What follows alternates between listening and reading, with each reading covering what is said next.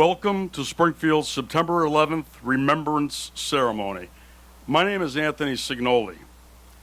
24 years ago, this twisted and scarred steel became a symbol of the ultimate sacrifice. Please stand now for the invocation by Father Gary Daly, chaplain for the Springfield Fire Department and rector at St. Michael's Cathedral. Father Daly. Let us pray. Loving God, we pause to remember the great losses and courageous acts of September 11th. We lift up those who are still affected, families of the victims, police officers, firefighters, EMTs, and all who are involved. We pray for the light of Christ to flood the hearts of people everywhere. We believe you desire to redeem your creation, and we trust that beauty will continue to come from the ashes of those dark days. Please, God, hear our prayers to rid the world of violence and all forms of terrorism. Grant us the courage and right reason to stand up for life, defending it from conception until natural death. Surround us with your mighty angels of protection. Give us compassion for one another in all of life's circumstances, and instill in us the courage to answer your call. May those who perished on this day 24 years ago be held in your loving arms and enjoy the peace that only you can give. In his holy name we pray. Amen. Thank you, Father Daly. Please be seated. Springfield's September 11th monument was created to honor the 498 first responders who perished on September 11th, 2001. Tonight, we unveil a companion kiosk to tell visitors about the monument and the lives whose names are inscribed upon it. Here to unveil the kiosk are John Schoberg, Spirit of Springfield Board Chair, and Frank Colicino, President of the Colvest Group, the men behind the fundraising effort to get this done, and also the folks who led the effort, with a few other good folks that are here tonight as well, to make this all happen. John, Frank. They are accompanied by members of the Springfield Fire and Police Honor Guard.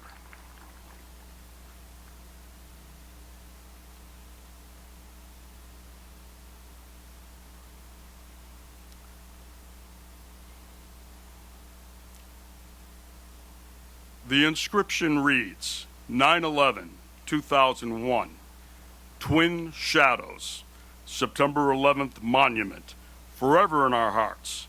Springfield's September 11th Monument is dedicated to the memory of the first responders who paid the ultimate sacrifice on September 11th, 2001, in New York City, at the Pentagon, and Stony Creek Township, Pennsylvania. At night, the I-beam casts a shadow of the World Trade Center's Twin Towers onto the bronze wall. It is surrounded by names of the 498 heroes of the horrific attacks on our country. World Trade Center artifact number 1029A, dedicated June 19th, 2019, by the City of Springfield, Fire, Police, and Park Departments, and the Spirit of Springfield.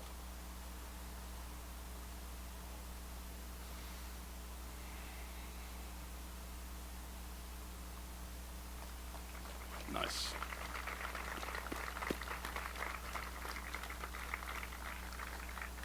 Thank you, John. Thank you, Frank.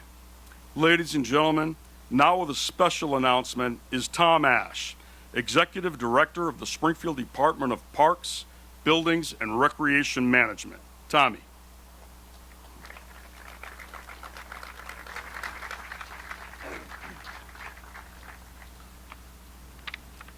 Thank you, Anthony.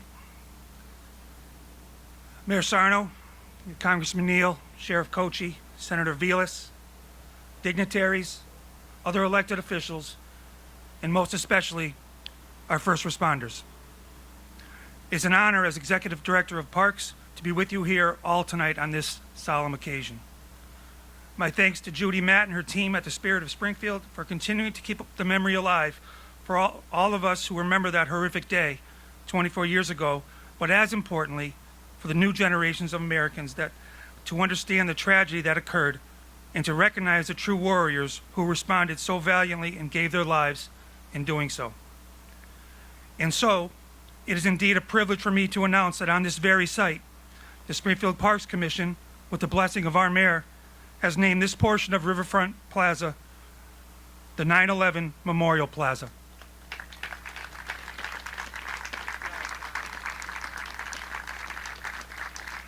I would like to acknowledge the dedication and commitment of Judy Matt, Frank Colicino, and John Schober for raising the necessary funds in support of the kiosk located here, and that highlights the significance of the day and the beam that stands before us.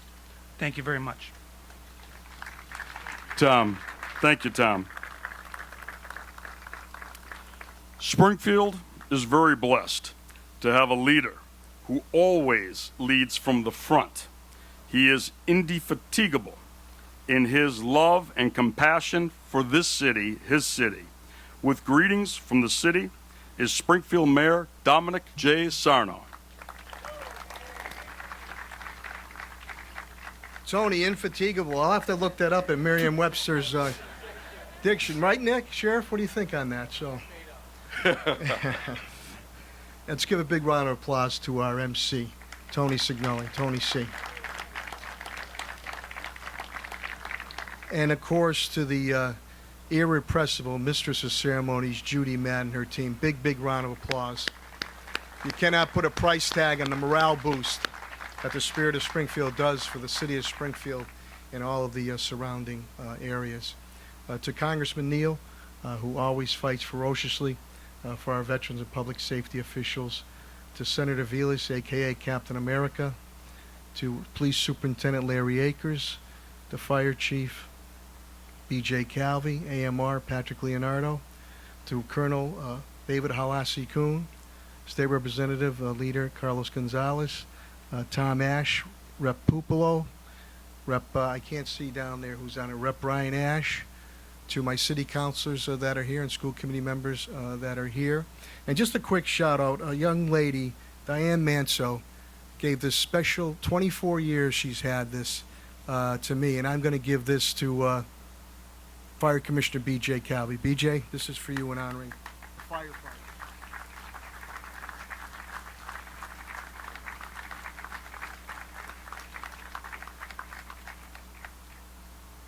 So if you remember 24 years ago, it was a similar day. It was a spectacular day. But what happened was surreal. And, you know, to the public safety officials and to our military personnel, which none of us mind any type of constructive criticism, but I can't stand naysayers, for they always forget to remember that when everybody is running away from that situation, who is running toward with that situation to save lives and structures? Police and fire. And of course our military personnel. And Godspeed to them all with Colonel Holland here and Colonel Halasi Kuhn. It's because of their efforts, our veterans, that America is still the greatest country in the world. The beacon of democracy, strength, hope, and opportunity. I also want to give a shout out to Frank Colicino and John Schoberg, Charlie Ehrman, all the benefactors, Paul Picknelly, all the benefactors that have made this come to fruition. And now with the kiosk thing that's there, now naming this the 9/11 Memorial Park area is very appropriate. You know, when this occurred, everybody just wanted to go home and hug their family, especially their kids. They did not know what was coming either way. And I always remembered there was a commercial or public service announcement a few days after the 9/11 tragedy. And it showed any street in USA, let's say down the south end, Margaret Street. And it showed the houses there. Maybe there was one or two American flags adorning the front porch areas. Fast forward that commercial or that PSA September 13th or 14th or 15th showed every house on that street with an American flag. When tragedy occurs, the country of all creed, colors, and background pulls together. We are so divided right now. The spirit, we need that spirit to come together as one when times are okay and times are good. But these individuals sacrificed their lives. And when you see in all the documentaries, many of them knew they weren't coming back. But for them, they're just saying, I was just doing my job. So it's always important that we need to always remember and never forget to highlight this, of what America is all about. And evil will never win over us. So again, to all the firefighters, to all the men and women in blue, to all our military personnel, today we come together to mark this 24 years later. And we will continue to mark this to remind people of the resilience of the United States of America, and also to show the strength, but also the goodness. So to each and every one of you involved with this, and thank you for the crowd that comes up here. And Father Daley, thank you very much for your prayer. This is important because people quickly forget. So to all those who lost their lives and family members, that chair is empty all the time now. Not just the holidays. That chair is empty all the time on that kitchen table. So, Judy, thank you. Always a very tasteful event that is held here. And to each and every one of you, I wish you good health and continued success. God bless Springfield. God bless America. God bless our public safety individuals. And God bless our military. Thank you so, so much. Thank you, Mayor Sarno. Springfield is known for many great things. The name of one native son is known, respected, and heralded in Washington, throughout the nation, and always here in hearts at home. With greetings from the United States Congress, we are very honored to welcome Congressman Richard E. Neal.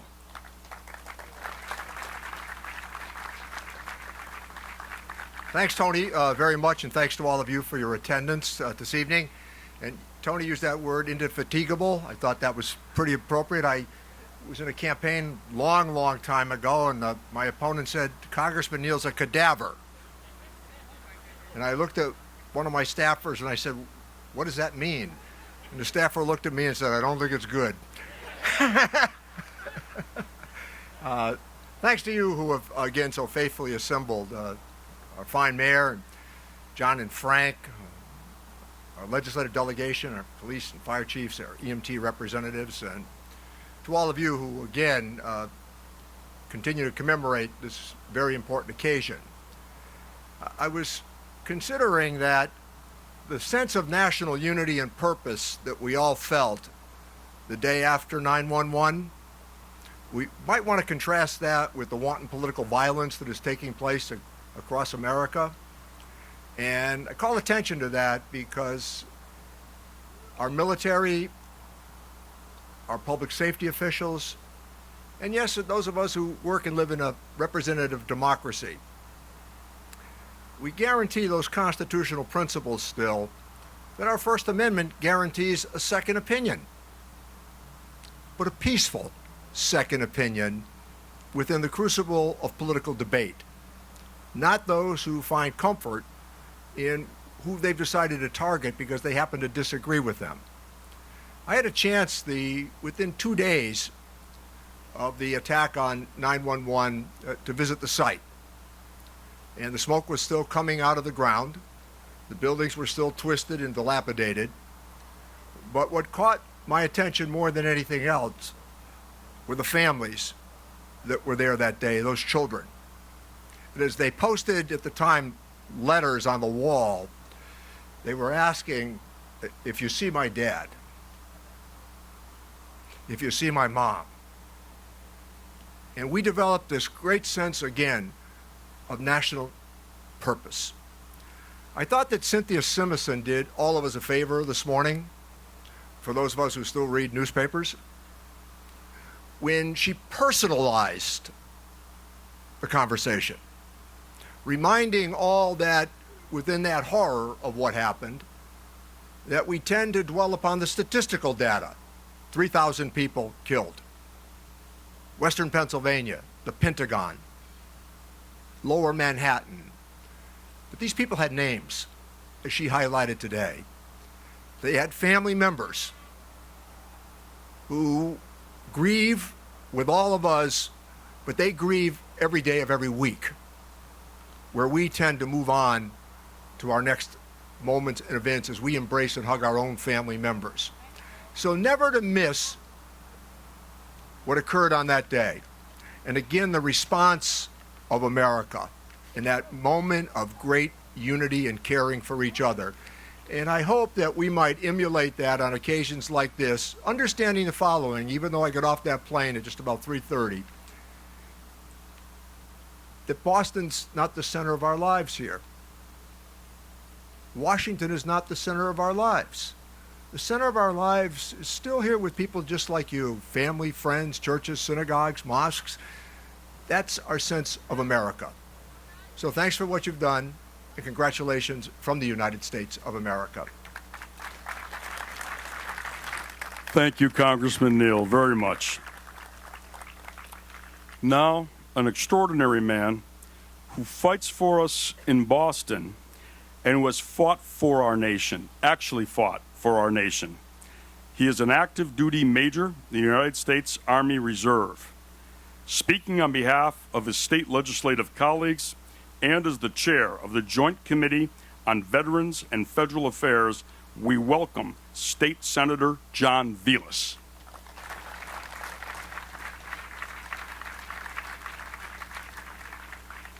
Good evening, everybody, and thank you, Tony. What a beautiful evening. I have never been here before. And to my friend, the mayor, the congressman, my legislative colleagues, particularly my legislative colleagues who every now and again will joke about they've given me a 45-minute pass to come in and out of Springfield. So I'm keeping track. So when this event occurred, I was upset. Pardon my French. I was pissed. This is a day 24 years ago that I decided then and there that I was going to join the United States military. Before I go on, I'd also be remiss, because as many of you know, I am from Westfield, Mass., the Whip City. And as many of you may know, Westfield was hit hard on 9/11. Tara Shea Kramer, Danny Trant, Brian Murphy, and Thomas Holohan all lost their lives on that day. We talk a lot about never forget and unity as it relates to this day. What does never forget mean to me? Never forget begins with the family members and those who obviously lost their lives. Never forget is the men and women of law enforcement and the fire services who ran up those buildings. Those staircases were collapsing. And they went. Some of the stories about trying to get people out. And those men and women in law enforcement and the fire service and many civilians probably could have lived if they weren't trying to help another human being. And that's a beautiful thing. When I say never forget, I'm also mindful and thinking about the members of our armed services. 7,300 who have been killed in the global war on terrorism. You know, we live in a nation today, and I think it's really, really important for us to never forget this. We have the benefit in this nation, and I think it was George Bush II who said this. That when America goes to war, you could be forgiven for not knowing. We fight over there. He said something along the lines of, you could go to the mall, you could go to a coffee shop, and not realize that we have men and women in harm's way, quite literally leaving it all on the battlefield. Less than 0.5% in this country serves. I know I speak for many veterans and service members when I say this was a formative day. I know I speak for many veterans and service members who've got buddies, family members, who didn't come back. We welcome them back in a flagged, draped coffin. This day, 24 years ago. I will never forget, as long as I live, September 11th, 2018. September 11th, 2018, I was in Afghanistan. And I was at a 9/11 ceremony, and I can't begin to tell you how surreal it was as we were there, rendering salutes, naming names of those who have been fallen, knowing that not too far from where we were, this plan was hatched. Surreal, sad, motivating. It's already been said. You know, in America, we have a tendency to be forgetful. And the way that I view it is we are at a proverbial fork in the road. We can go back. We've got a choice. We can go back to September 10th, 2001. We were all fighting, all at each other's throat. Or we could go back to September 12th, 2001. When it's already been said. Flags everywhere. People loving thy neighbor. Being able to talk, have disagreements without being disagreeable. And Lord knows everything that has gone on. I'm not the smartest guy in the room, but what I can absolutely guarantee you beyond a shadow of doubt, that when these cowards decided that they were going to attack us, when bin Laden and his crew of cowards got together and decided to attack us, I'm pretty sure that as they were planning, part of their thought process wasn't, we're going to hit Democrats. We're going to hit Republicans. No, they said we're going to hit America because of what we stand for. And what we stand for is that we are, without exception, the greatest nation that the good Lord had the wisdom to create.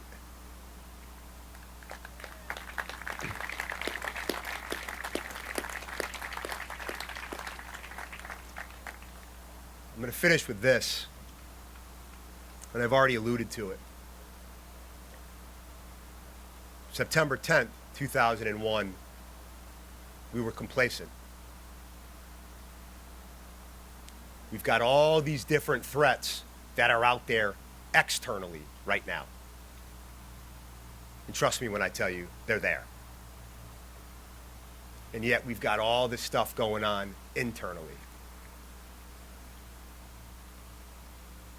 But if there's one thing I know,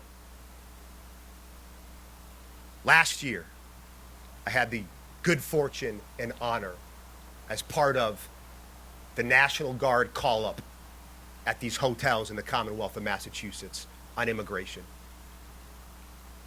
And I had a lot of conversations with folks who went to some really extraordinary lengths to get to this country. Let me just say this.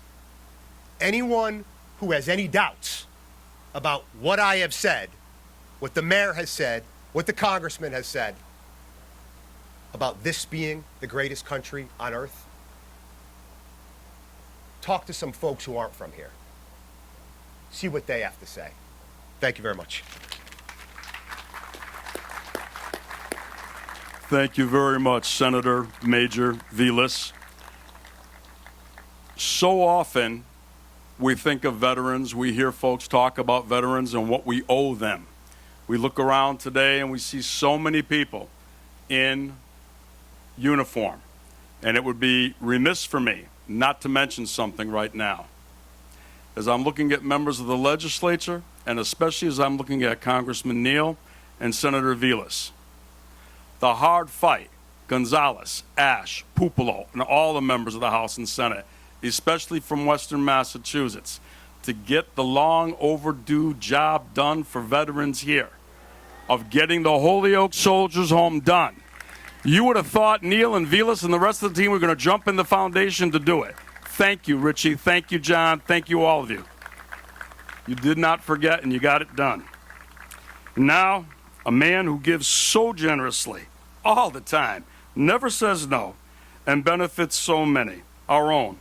Welcome, please, to the lectern, John Schoberg, Spirit of Springfield Board Chair. John.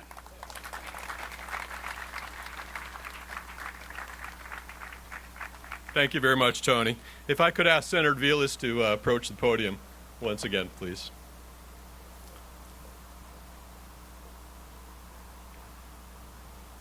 Senator, on behalf of the Spirit of Springfield and our distinguished board that is here today, it is my honor to present to you this limited edition photograph of this memorable and yet solemn monument we have here in Springfield.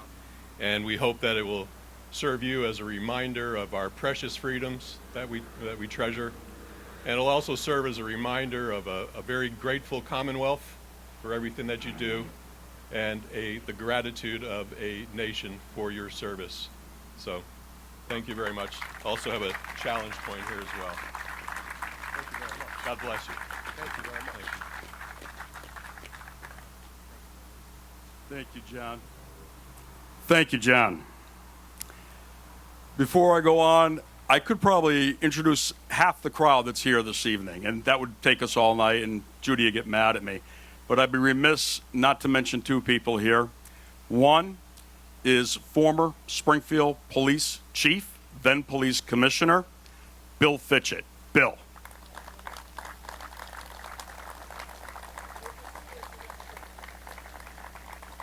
A fellow who did so much of the work on this riverfront, on this monument from day one, and on so many other things, our parks, etc. The former Superintendent of Parks and Facilities and Management, Patrick Sullivan.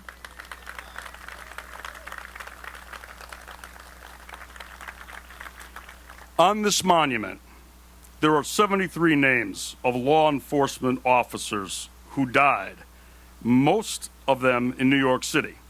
But there was one, Richard J. Guarango, an environmental police officer who was killed on Flight 93 that crashed in Stony Creek Township, Pennsylvania.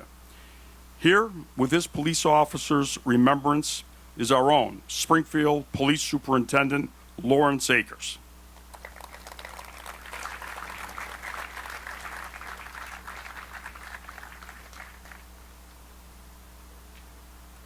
Good evening, everyone. I've been asked to give the law enforcement remembrance. Thank you, Tony.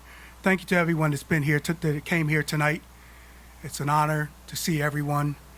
And from our dignitaries to our state delegations, it's really a privilege to be here and stand in front of you.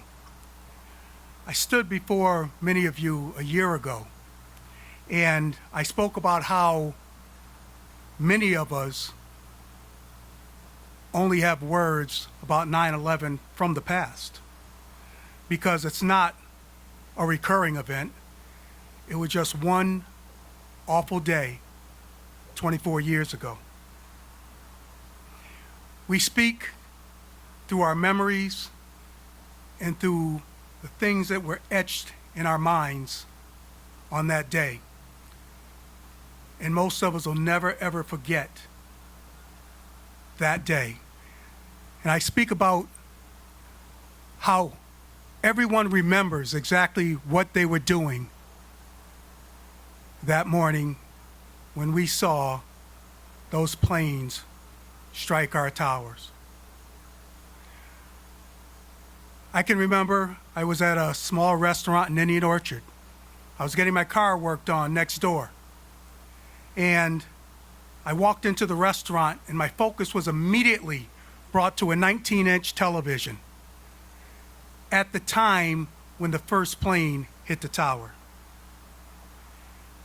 I stood there, didn't really know what was happening, but I just had this sick feeling in my stomach because it just wasn't right. I never ate breakfast that day because I was just mesmerized by what I was seeing on TV. But once again, we gather here today, 24 years later, to talk about the memories and the horrible time that changed our country forever. On that day, 72 law enforcement officers gave their lives. 72 men and women who woke up, put on their uniforms, and went to work as they had done countless times. But that day, their oath demanded everything. I think of the officer who guided thousands of people down those stairways as they climbed up.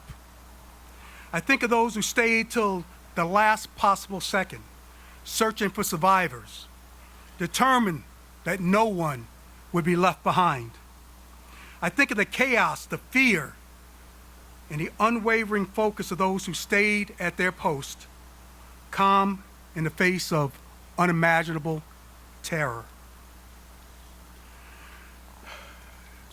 There's a saying that our great mayor always says, when others run out, we run in. That's our law enforcement code. When others run out, we run in, as so many did that day.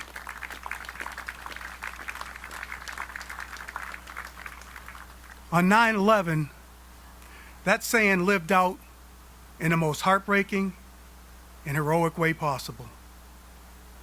They climbed towards danger while thousands came down. They held the line to the very end. 72 men and women who kissed their families goodbye that morning, not knowing it would be their last. They wore the badge with honor. And in their final moments, they showed the world the very best that this profession represents. I've worn this badge for nearly 40 years now. I've learned that the badge is more than just metal and enamel. It's a promise to all of you to stand up when it's hard and to walk into situations that most people would walk away from, to serve something greater than myself. And that's why the words, as was mentioned earlier, never forget. It's not just a phrase in law enforcement, it's a duty.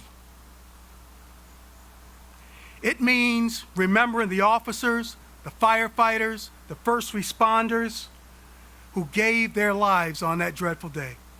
It means remember the families who carry their legacy. And it means remembering every time we put on this uniform why we do what we do. To the families of the fallen, we can never truly understand your loss, but we carry it with you. Your loved ones are not forgotten. They live in the stories that we tell, the memorials that we visit, in the way that we serve today. To my fellow officers, 9/11 calls us to reflect on our own service, why we chose this path, why we continue to serve despite all of the risk that are out there today. We honor the 72 officers not just in words once a year, but by how we live our oath every single day. With courage, integrity, and compassion.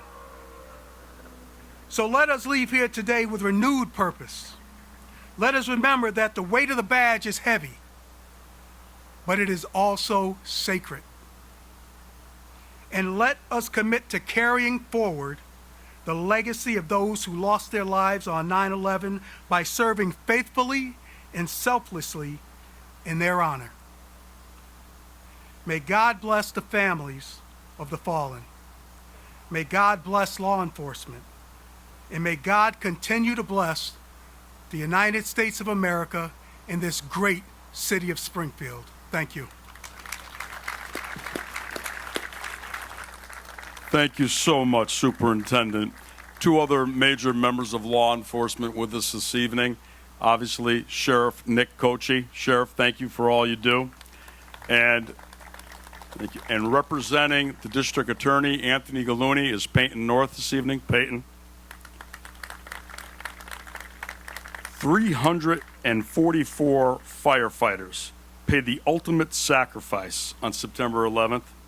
Two of them had the same name, Michael Francis Lynch, but were not related. Tonight, Springfield Fire Commissioner B.J. Calvey will share his firefighters' remembrance.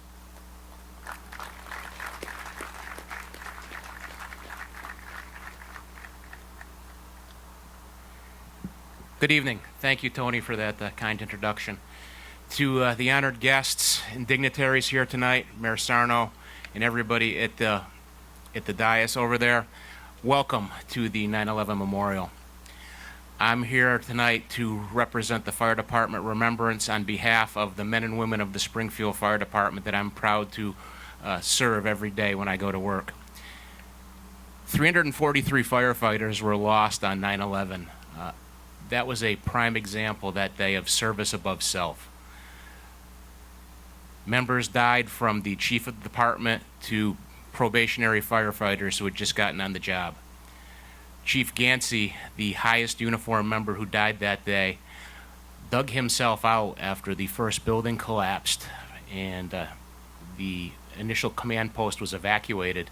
He and the mayor, the fire commissioner, all dug themselves out of that location and were out on Wall Street. And he was ordered to evacuate the area by the mayor and set up another command post. And he said, "Mr. Mayor, I can't accept that order. I have to stay and try to rescue my members."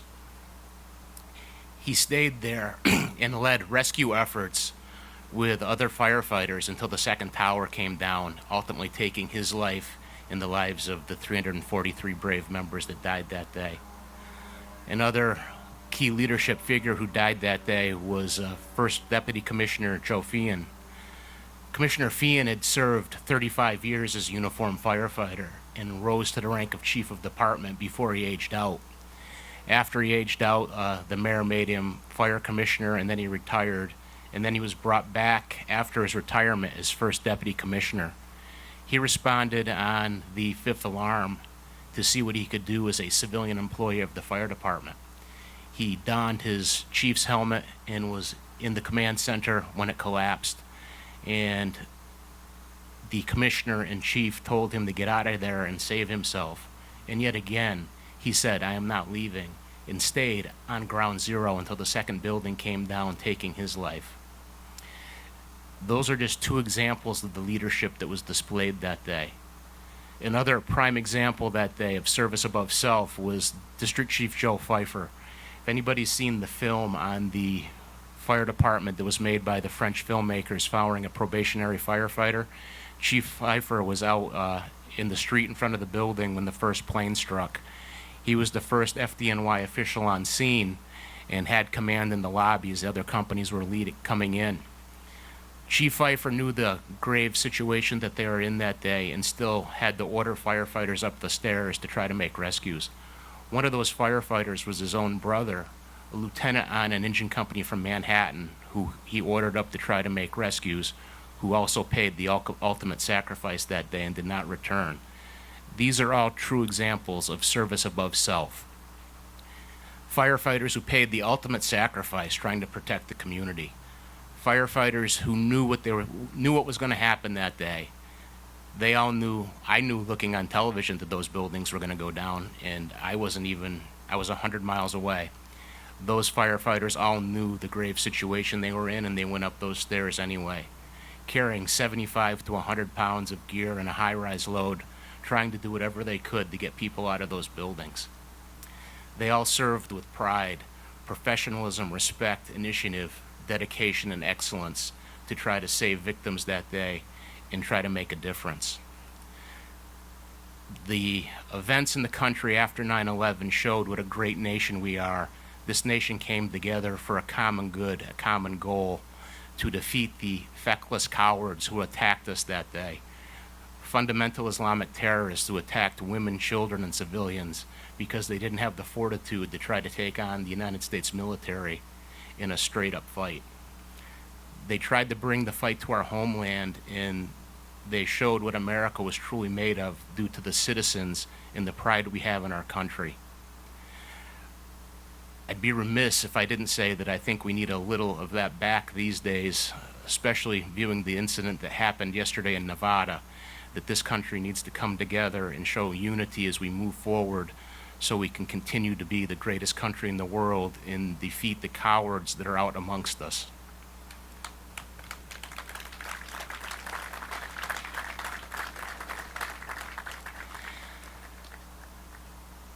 People who pay the ultimate sacrifice with their lives, who lay down their life for a brother, are true heroes. A lot of people always thank me for my service and thank the firefighters and police officers for their service. And we tell them that we're just doing our job. The greatest act of courage is when you pin your badge on the day you're sworn in. Everything after that is in the line of duty, except for the brave men and women who pay the ultimate sacrifice to do this job every day. I'd like to thank you all for coming down tonight to pay honor to the 343 firefighters, police officers, and EMTs that are on this wall. God bless America, and God bless the city of Springfield. Thank you, Commissioner Calvi. American Medical Response's mission is caring for the world at a moment's notice, just as the first responders did on September 11th, 2001. AMR has been a strong supporter of this monument. Their generosity for the new kiosk has been overwhelming. Please welcome Patrick Leonardo, American Medical Response Regional Director with the EMT Remembrance. Good evening. Thank you, Tony. 24 years ago, our nation's history was forever changed. But here in Springfield, we gather at our monument in Riverfront Park, not just to recall the date, but to understand the true, enduring meaning of courage, sacrifice, and service. For 29 years, I've had the privilege of serving the people of Springfield through our 911 system. It's been my life's work, and in that time, I've learned that words like service, sacrifice, and courage are a way of life. They're lived out every single day by the men and women who answer the call. I guess the train's going to be louder than I am, so I'm going to give it a second to go by. They're lived out every single day by the men and women who answer the call, just as they were by those we remember here tonight. This monument came to life because of tremendous efforts of the fundraising committee led by John and Frank and the unwavering dedication of Judy Matt with the city of Springfield, Spirit of Springfield. They made sure our city has a place not to honor the lives lost, but to inspire every generation to remember and serve. At the heart of this memorial stands a 10-foot beam from the World Trade Center, steel that once supported the tallest towers in New York. Now here's a symbol of resilience and remembrance.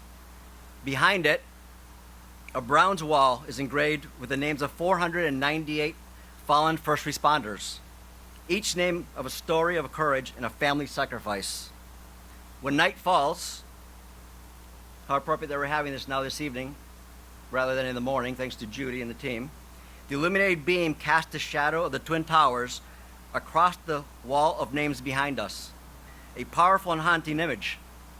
It reminds us that even when our structures are broken, our spirit is not.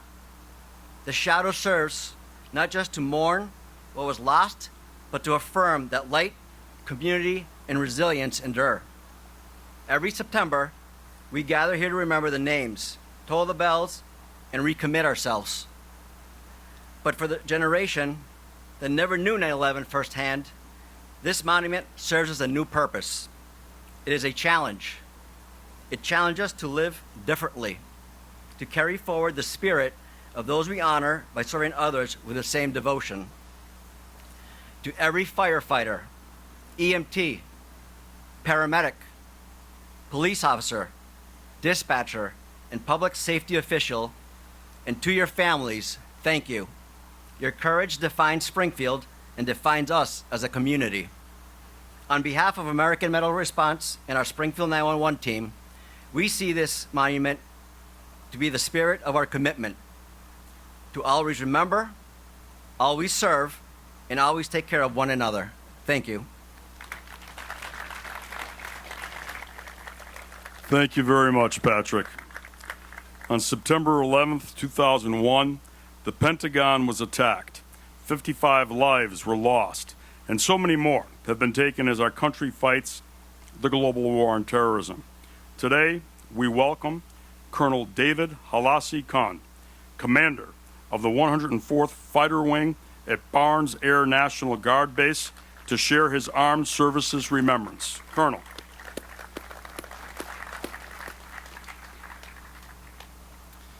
Good evening, everyone. If you remember, if you were here last year, I talked a lot about the imagery that we all associate with 9/11, and one of the themes that recurs to me every year as I close my eyes and I think about that day are the lines. And I'll touch on that briefly, but besides the visual images that we have, the emotion is also the strongest driver of remembering that day for me, and I'm sure all of you. But last year, as I talked about the lines, the images that came to my mind were a lot of what we've already talked about. The lines of the firefighters going up the stairs. The lines of Americans waiting at Red Cross stations to donate blood because they needed to do something. The lines going into the Pentagon to take out the wounded and recover the dead. And the line up the aisle of Flight 93 as they said, "Let's roll." And they were going to stop that plane from killing any more Americans. And lastly, the line that I really remember is when I was recalled to the base that morning. Young Lieutenant, 25-year-old Halassi Kuhn, brand new to the Air Force, waited in line for about half an hour as 6,000 people all showed up to the base at once. Again, because we didn't know what we had to do, but we knew we had to do something. And everybody got in their cars, came to work, and got to work. And that day we launched. We launched every plane we had in that squadron. And we scattered all over the west coast of the United States, escorting airlines into airports, escorting potentially harmful aircraft with unknown crew, with ambiguous rules of engagement. Think about that for a second. Before September 11th, there was no rule of engagement. We didn't even think about how would you order a United States Air Force F-15 to shoot down a Boeing 747 with 300 Americans on it. And young 25-year-old Lieutenant Halassi Kuhn was put in the skies in a fully armed F-15 to go make America safe again. And that was just my experience. That was across the country. So in that moment for me, you know, the line to get into the base quickly jumps, as I remember September 11th, to all of the emotion associated with that, to watching the tower fall and then the next tower fall, and not knowing what's next, and not knowing what my part will be in this new type of warfare that has essentially defined my 28-year career. So first off, the Largest emotion was absolute disbelief. What has happened? What has happened, and where do I go, and how do I help? The second emotion of disbelief was, I can't believe I have orders to engage United States aircraft.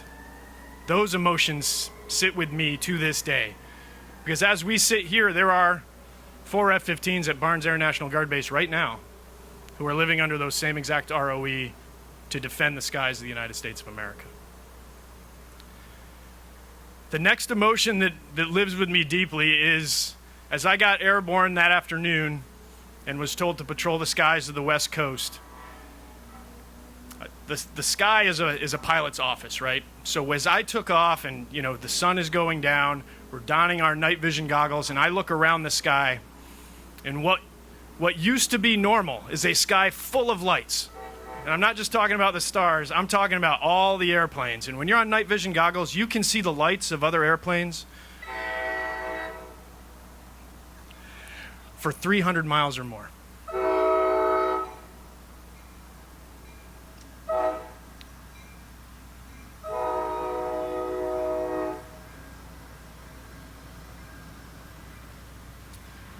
And as I was flying that evening, I looked around and I could see no other airplane other than my flight lead, an F-15, who has a very distinctive red light that you can see from forever away with a very distinct pattern. And then 300 miles away, I could see another 2 ship of F-15s to the south. And to the north, I could see another 2 ship of F-15s. And to my west, I could see the tanker that was going to give us gas throughout the night. And that was it. The skies of America were empty. Nothing flew in the United States for 2 full days. And then when flights started again, it was critical transportation only.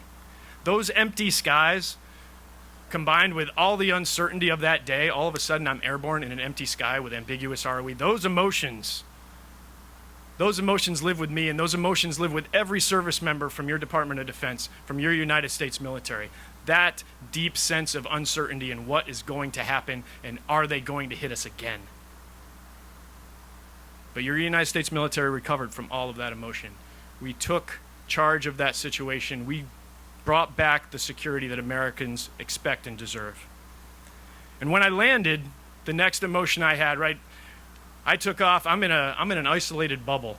And when I get back on the ground 8 hours later from that mission, and I turn on the news, I see what Congressman Neal was talking about, what Senator Vilas was talking about, what Mayor Sarno was talking about. I see American flags everywhere. I see unity. I see pride. I see patriotism. I see dedication of duty and dedication to each other.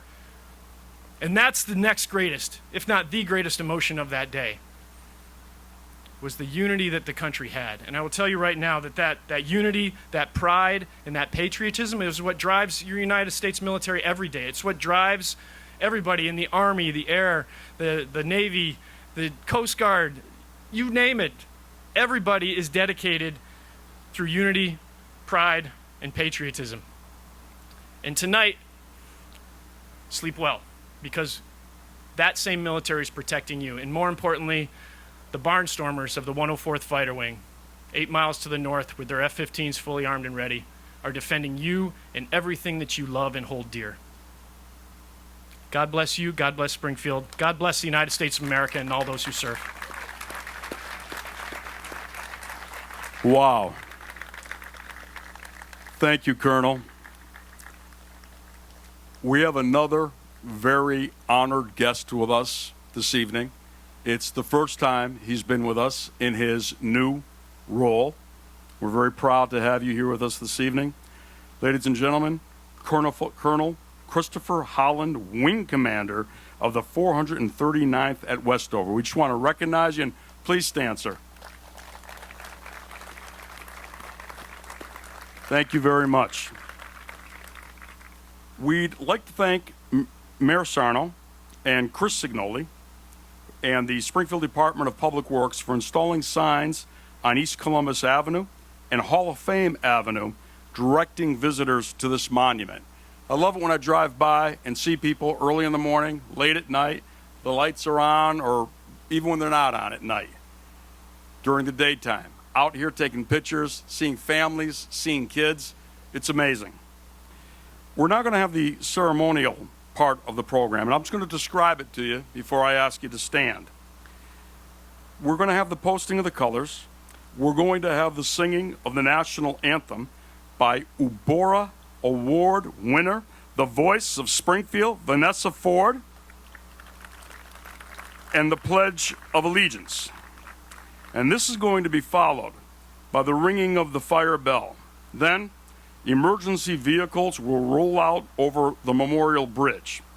A wreath will be laid on the monument, followed by a wreath laying in the Connecticut River by Veterans Dragon Boat USA and the Springfield Dragon Rays from the Pioneer Valley Riverfront Club.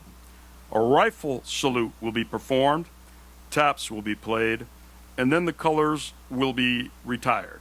Ladies and gentlemen, please stand now for the posting of the colors, the singing of the national anthem.